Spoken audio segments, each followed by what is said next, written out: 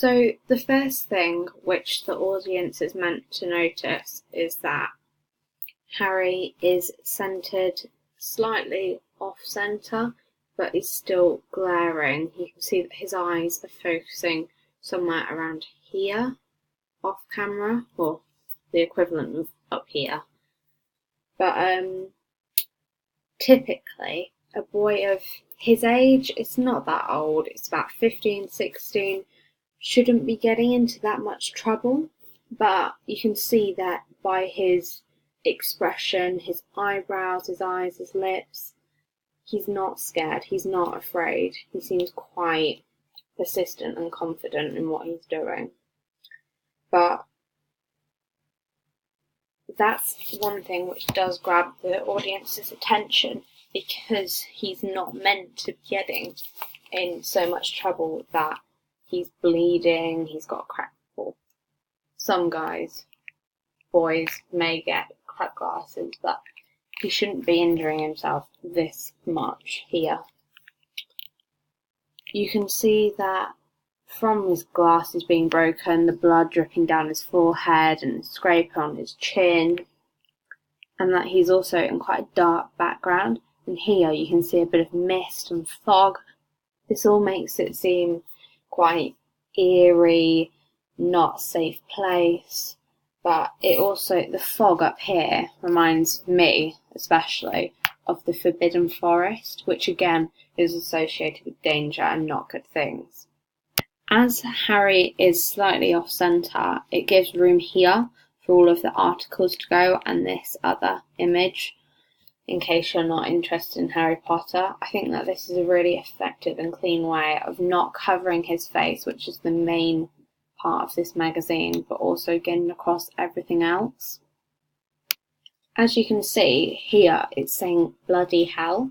This is, I don't know if you've seen, but it's one of the key things which Ron especially says throughout all of the movies and books. So to put this in here, for all of the Harry Potter fans, it's like an instant click and remembering about what the key words are, really. But also, it's this little asterisk here shows you that it's number 6, which I'm not 100% sure, but I'm pretty sure that's the Half-Blood Prince one, which links to his whole clothes and exploring with Dumbledore and all of this. But that's only because I know what's happening.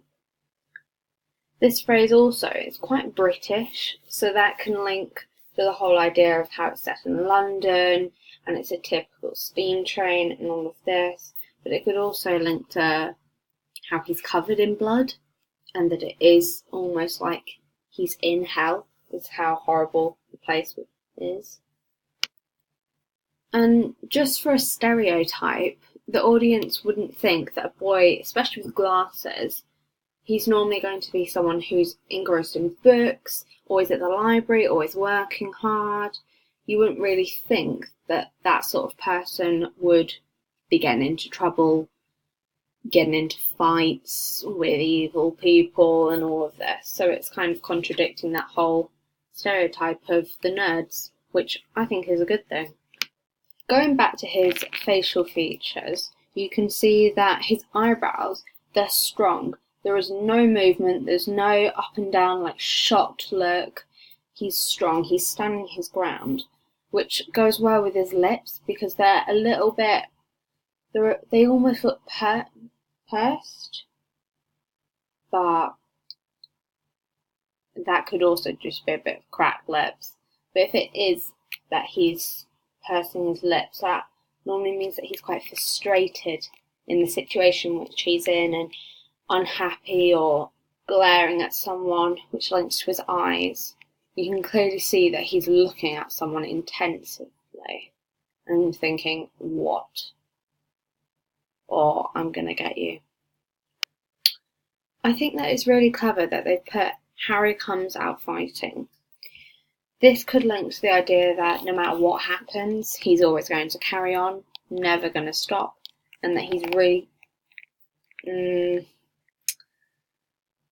he's confident in what he's doing and that he can accomplish what he's trying to accomplish.